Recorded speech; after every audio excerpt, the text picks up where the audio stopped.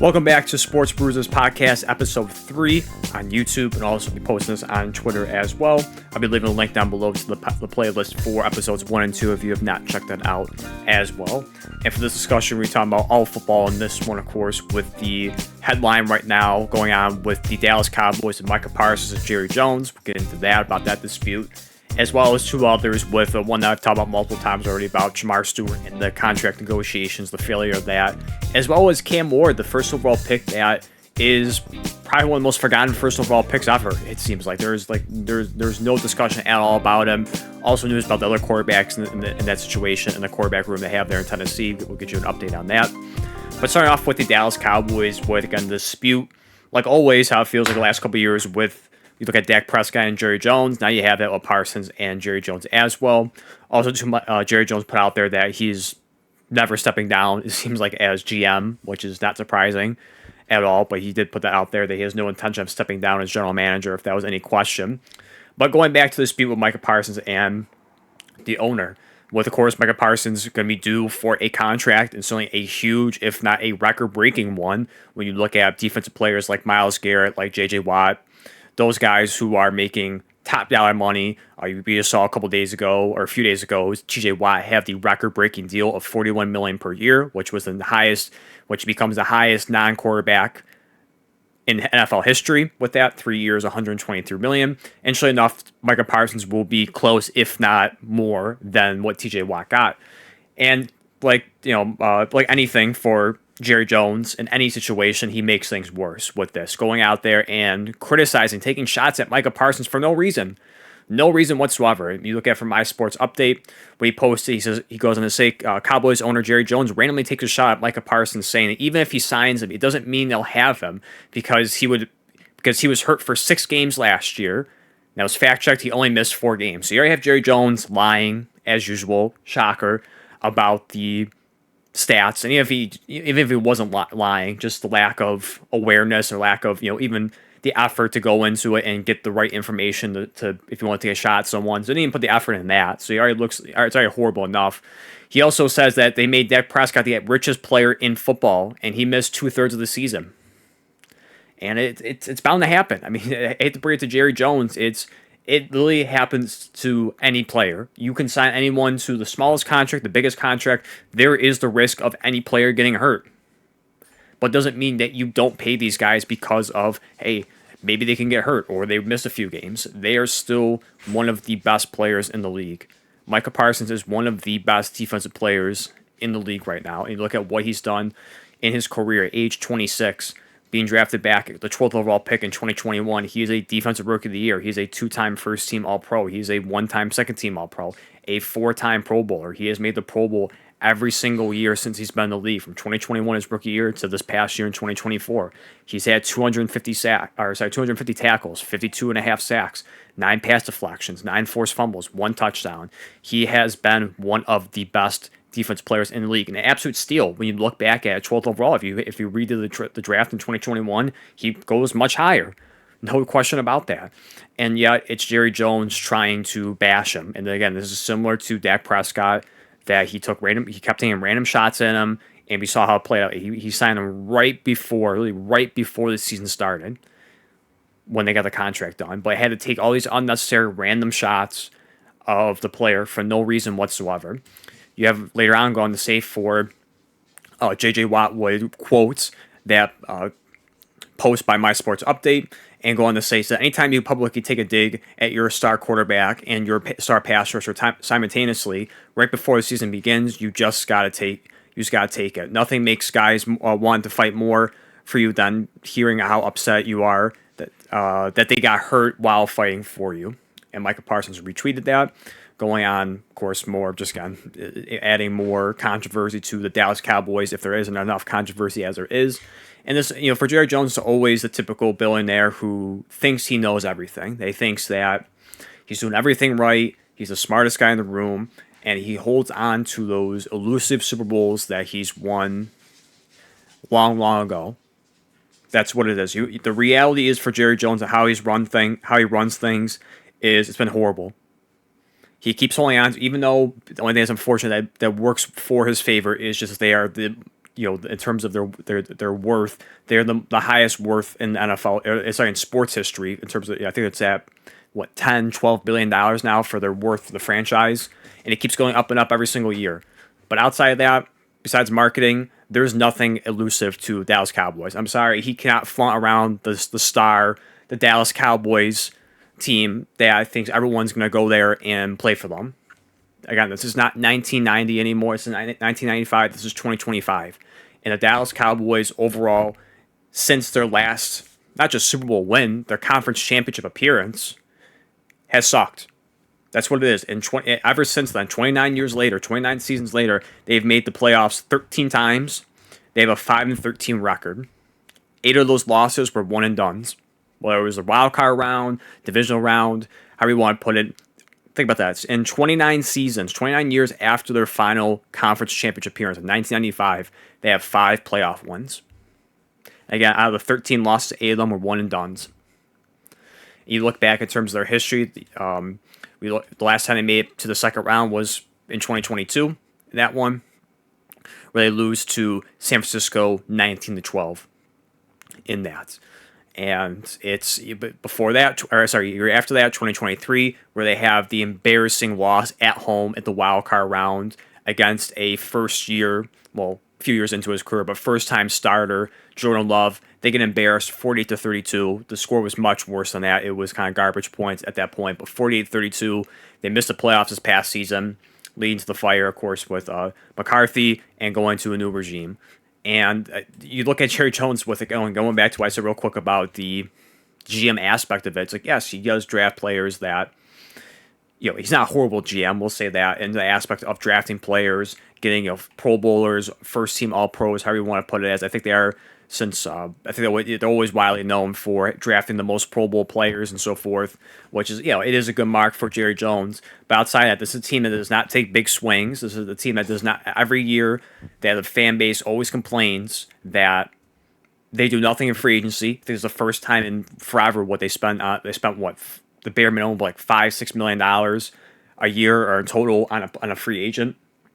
So if you look at that, and again, this is a guy who acts like he knows everything. He's the smartest guy in the room because he's a billionaire. So sure enough, he made money in one aspect of his life. Sure enough, he knows what to do in football. And again, he holds on to that Super Bowls that were won 30 plus years ago. And it's not even really because of him. It was because of Jimmy Johnson.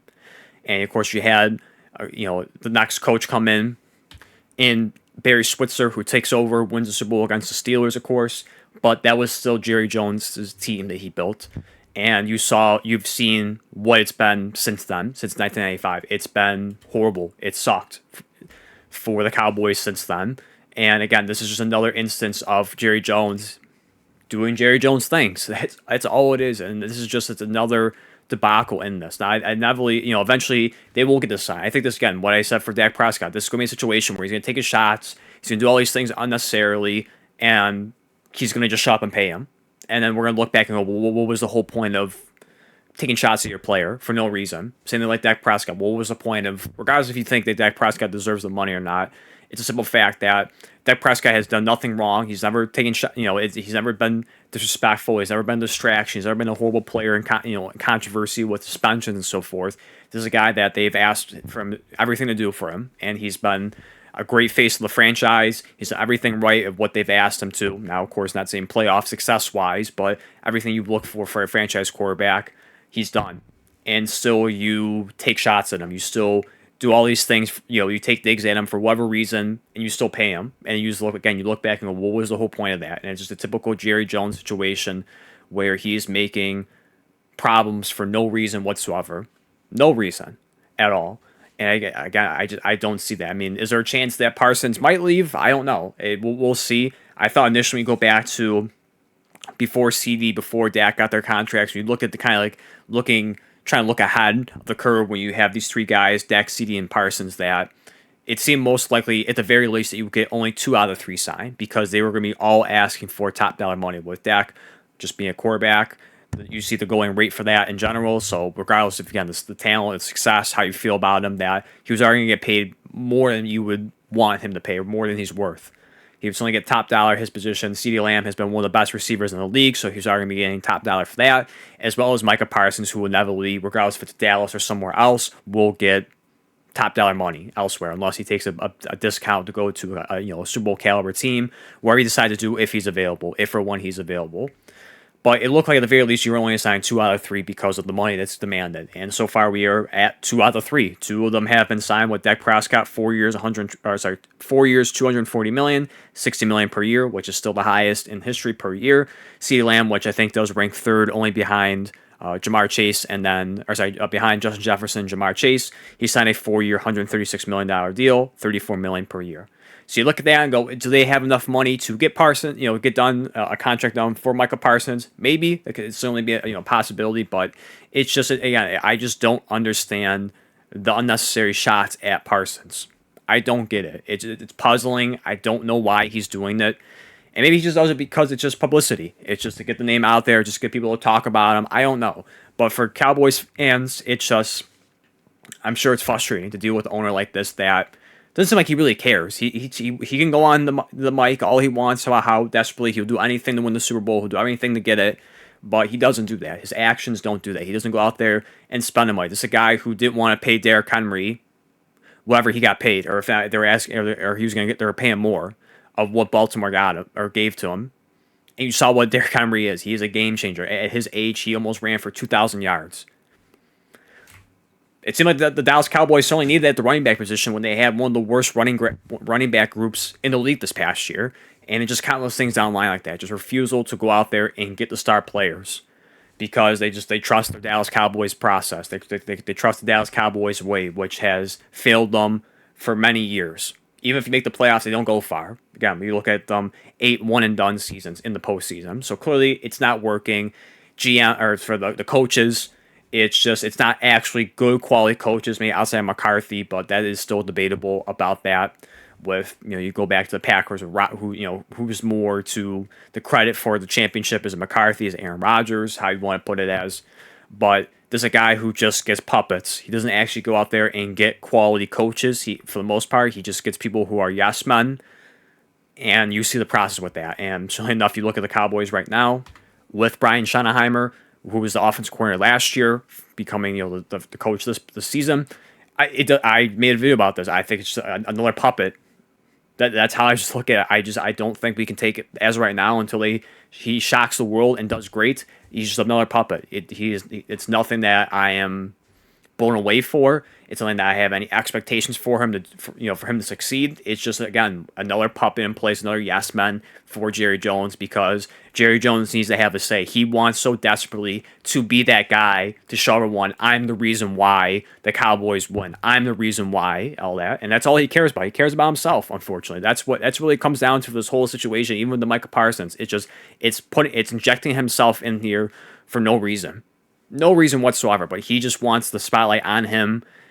It means he doesn't care. He could say he could say all he wants about how he wants to win another one, how he wants to do this and that for another Super Bowl. All he really wants to say is that I want to win a Super Bowl, but I want to win it because of me. I don't want it because of anyone else. I don't want it because of the coach, the players. I want the spotlight to be me. It's only me that the reason why that we won one. If you truly lay down a scenario where you can have a Super Bowl, but it's not the credit doesn't go on you, it goes on everyone else. I guarantee you Jerry Jones would decline that. If you give him a guaranteed Super Bowl championship this year, but you say you're not the reason why, or you don't get the credit, it goes to Dak Prescott, goes to Micah Parsons, goes to Schottenheimer, it goes to anyone else but you. He will turn that down because it has to feed his ego. That's what it comes down to. He has to be the center of attention. He has to be the reason why. And if he isn't, he will not accept that.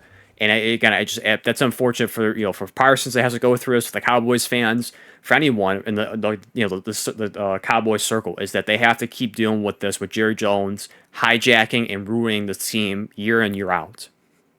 That's what it comes down to. The Cowboys, we always joke about, this is our year. How we always joke about Cowboys fans saying that, but it will never be their year.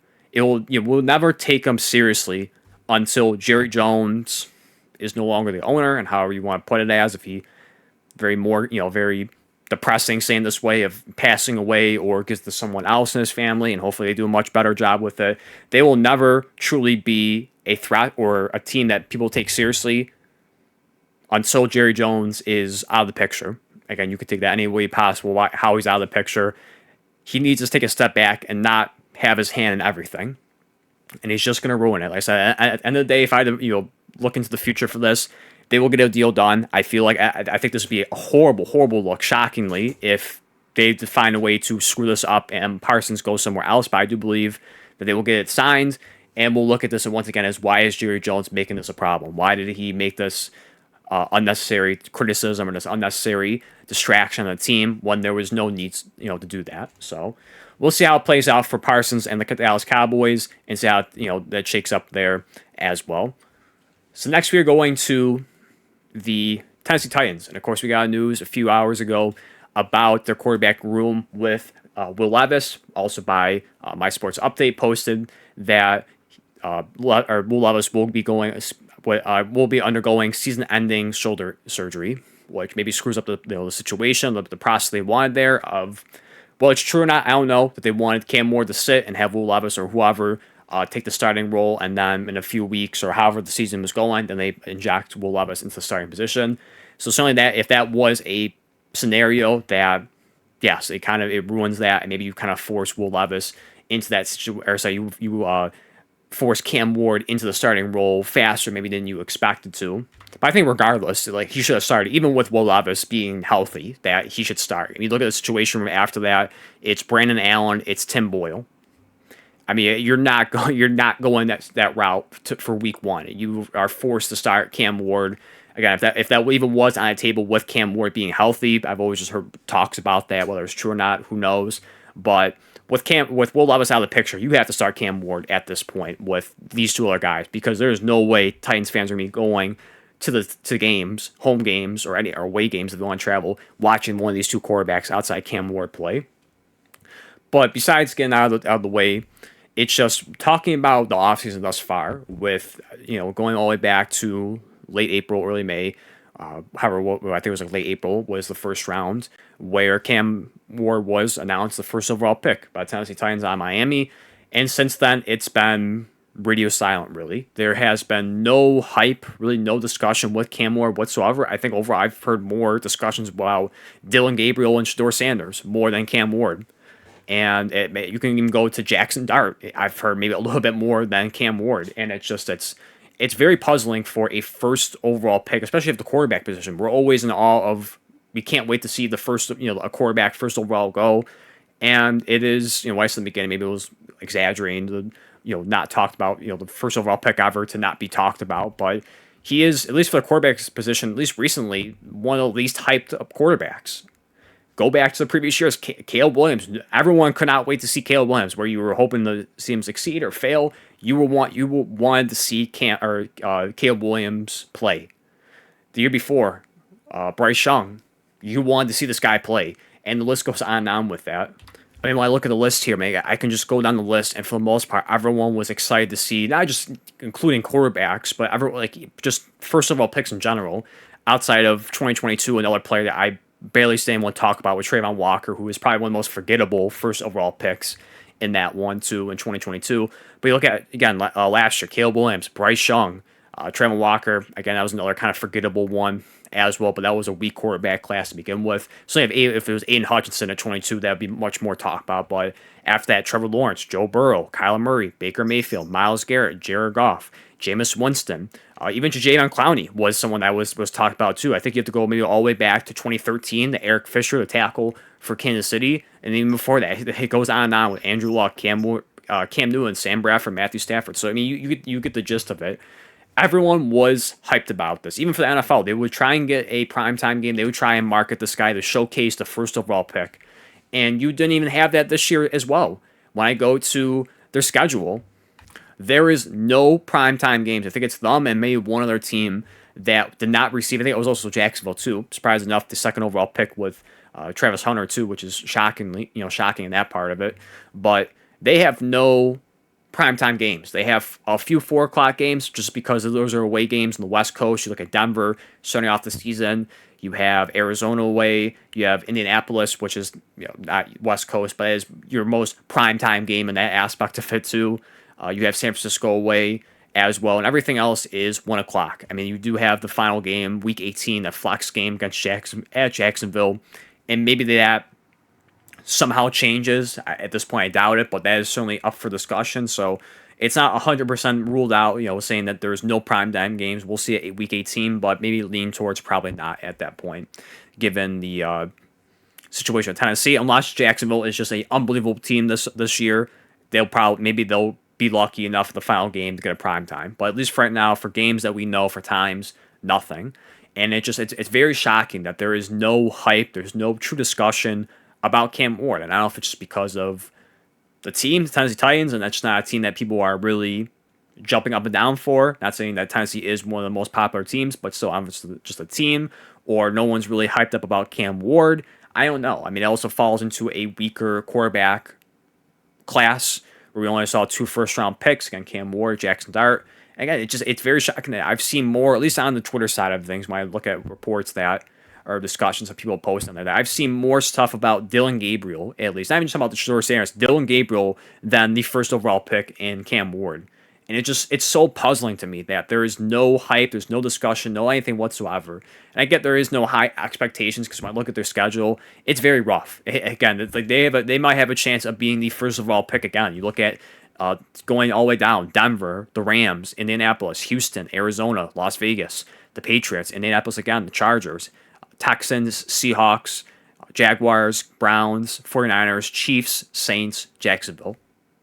It's just, I mean, it's pretty safe to say that they will be at least another high draft pick next year, a team in the high draft next year in 2026.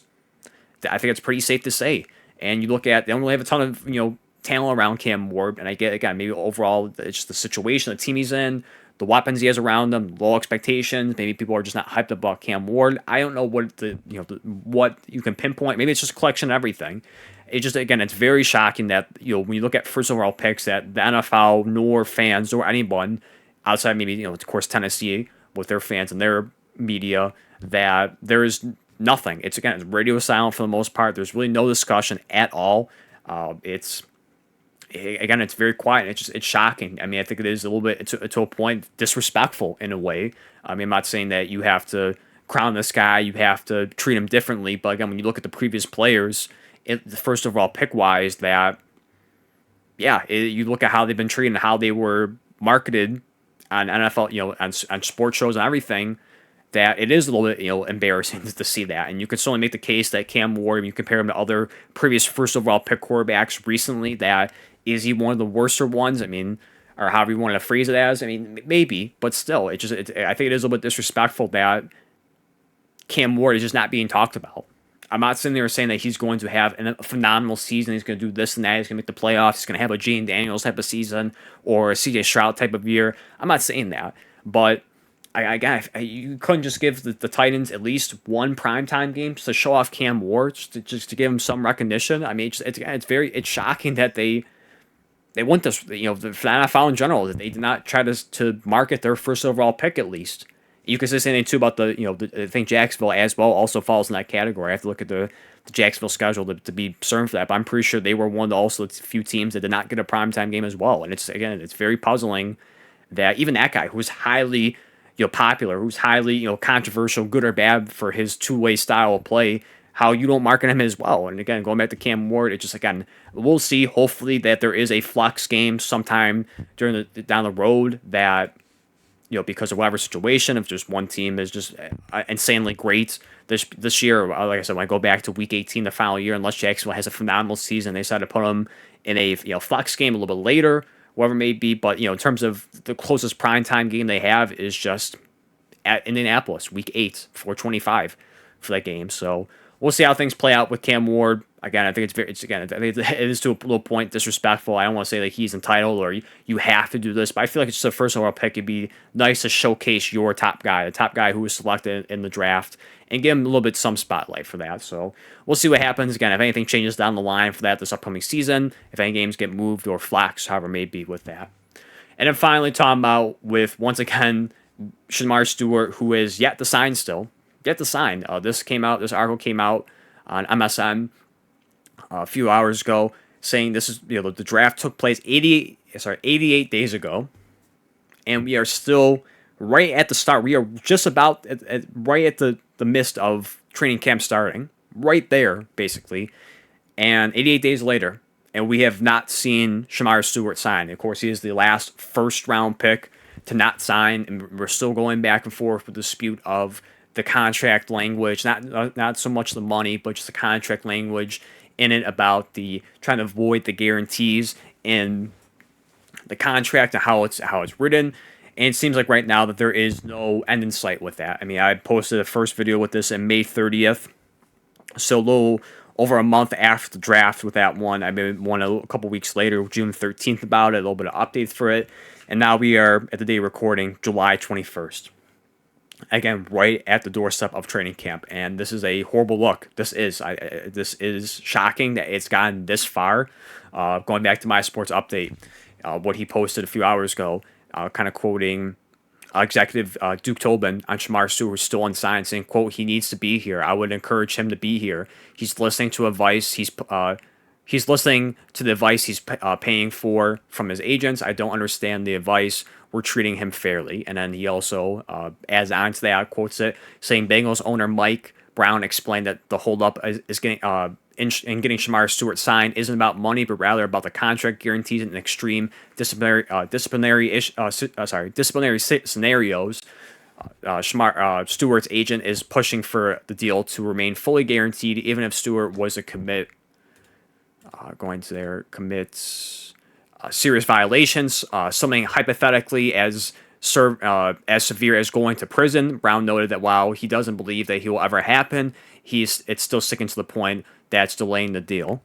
And when you hear that scenario, it seems like, well, that's pretty normal. You would put stipulations in there to try and be a normal person to any other person's life of just being a model citizen, following the rules. So you look at that, and yes, you may not see like the controversy with it. Just behave well. That's all it is. Just be a normal person. Don't do anything wrong, and you don't have to worry about it.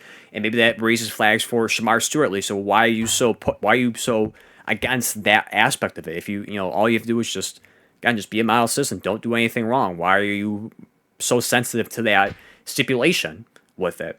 I mean, I don't want to post it to the same as the Cardinals, because a different situation with Kyler Murray when they put that contract language in there about studying with that. That was certainly indicated like, hey, he doesn't take the game seriously. So when you see Shemar Stewart kind of push back at that initially with just basic things that I think a lot of players or people in general outside, just normal people that would follow that without any of that stipulation, that does maybe raise a little bit of flag of Shemar Stewart. Even though I don't think there is any prior history of him getting in trouble, but you look at this, and again, overall, it is a bad look. Whatever side you want to look at it as for Shemar Stewart for Cincinnati. I mean, we know how notoriously cheap and everything they are for their history of course, Mike Brown owning them and that family. So again, but overall, it's a bad look. It's very unfortunate because you look at the talent they have in there, especially offensively with Joe Burrow, one of the best quarterbacks in NFL. T. Higgins, who right now, at least looking back at this past year, going to this upcoming season, is probably the best wide receiver, just based off of what he did, Triple Crown winner.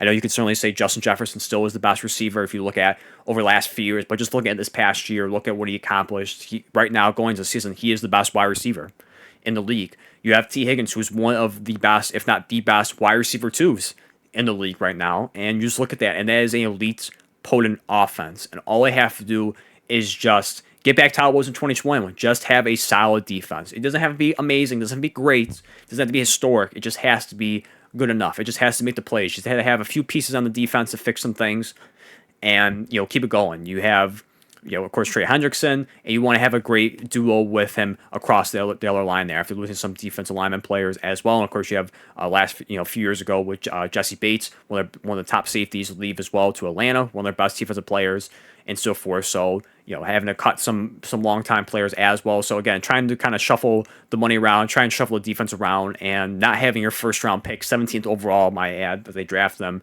is huge. Regardless of how you feel, I mean, going back to it, I thought it was a reach. It was an overdraft, not because of just the whole contract. This is way before that. I just thought you look at, he does have a freak size athletically, but just the lack of production. So again, you add that on top of him missing time, missing practice there, and seeing the lack of production, especially the pass rushing aspect of his game, that is very concerning. And let's just say a week or two later, sometime during training camp, they finally get a deal done, and then he starts practicing, and maybe things aren't looking too well. Maybe he's not doing well in practice. We get the preseason pretty soon. He's not showing off well, or dare I say, we go into the regular season and he's struggling. People are immediately going to flip against him and go be against him, saying, "Well, this is why, because you wanted to sit out for dumb reasons, however you want to put it, as if you were against Shemar Stewert in the situation, and he's not worth it." And again, this goes back to maybe just being overdrafted because of just typical. For teams looking at the physical tools as opposed to production. And not saying you should never look at the physical tools, but the production is also very important. And again, Shemar Stewart, pass rushing wise, which is they were drafting him more so for, they wanted to have a game rocker alongside Hendrickson, has lacked that. He had 6 sacks in his career the last 3 years, exactly 2 sacks each of the last 3 years. That is horrible. When you look at his size and what his ability, he's a good run stuffer, he's a good run defender. The pass rushing aspect does not match up to his physical tools, and again, it's just going to add more things to it where you really hope, hopefully if they sign, I don't want to get to the scenario where I think in the second video I made where there's the loophole where he can set out the whole year and re-enter the next year's draft in 2026. I don't think it's going to get to that point. At least I hope not. I mean, that would just be historic, unprecedented, however you want to put it as. But, hopefully, again, if he signs that, he jumps out of the gate and he flashes. Maybe, I don't want to say he needs to be an elite pass rusher, but he needs to flash at times. He needs to really, show out and show off on the team. So, again, missing a piece like that, who you really put a high stock in the first round, when you could have went somewhere else. You could have had Barron at that point, who went to Denver, who I thought was a great cornerback, and I thought it was an amazing pairing with him and Patrick Surtain. You could have went there, or anywhere on the defensive line as well, with someone else. But you decided to pick Shemar Stewart, so you put, you're putting a lot of faith in him. He took a huge leap on Shemar Stewart, 17th overall, and so far, it is a horrible, horrible look, regardless of what side you're on. If you're on the Cincinnati side with Mike Brown, or you are on Shemar Stewart, if you are, of course, empowering players, and you want them to have guarantees. You want to get this language out of the contract. So again, overall, it's just, again, it sucks having this conversation because it's just dragging out. When I made the first video, again, I think that was around initially, maybe like the same day or a couple days prior to that May 30th when it was announced that he did not sign his contract yet. That I did not see that. I did not see that it would get to this point right when we're at training camp. I thought, maybe it'll be a few weeks, maybe it'll be a month, but it'll be fine.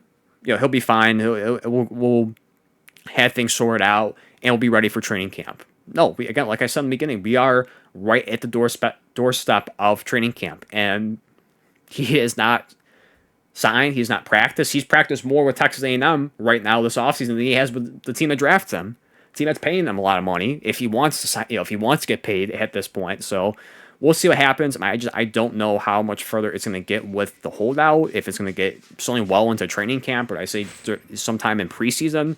At this point, it's not that far off to say maybe he sits out some regular season games. I don't know what the timetable is and how much longer it's going to take for Shemar Stewart to sign his contract. So we'll see how everything plays out in that situation, that side of things. Again, same thing what I said for Dallas Cowboys fans. It's very unfortunate that Bengals fans have to go through this and deal with this constant story over and over again, not comparing the owner to Jerry Jones, of course, but just dealing with this unnecessary spotlight, this unnecessary problems they're having when they're just trying to get to the playoffs. Because if they can get to the playoffs and they just have an okay defense, this team is a threat to make the Super Bowl again. You saw it before missing the playoffs a couple years ago, the last 2 years. They made it to the Super Bowl the second year in Joe Burrow's career. They made it to the conference championship and were a few plays away of going back-to-back, potentially beating the Chiefs almost back-to-back at Kansas City. So again, if they can just get these guys going, if they can get Shemar Stewert signed, and he can do his thing, have a solid rookie season, and just have a solid, okay defense, certainly just anything better than what they've had last year on the defensive side, they can really be a true threat if they can get to the playoffs, because they have the offense to do it. They just need the defense to be a little bit better. They just can't be what they were last year, and they can certainly have the chance to make a run again. So we'll see how everything plays out with the Cincinnati Bengals, Shemar Stewart, if or when he signs his contract. But with that, we're going to be wrapping up episode 3. Hope you enjoyed it if you made it this far into the episode. Again, I'll add this to the podcast as well, along with the 2 other episodes. And again, like I said in the beginning, if you have not seen that, please go check it out. I'll leave a link down below for that as well. So again, thank you for watching. I'll see you in the next one.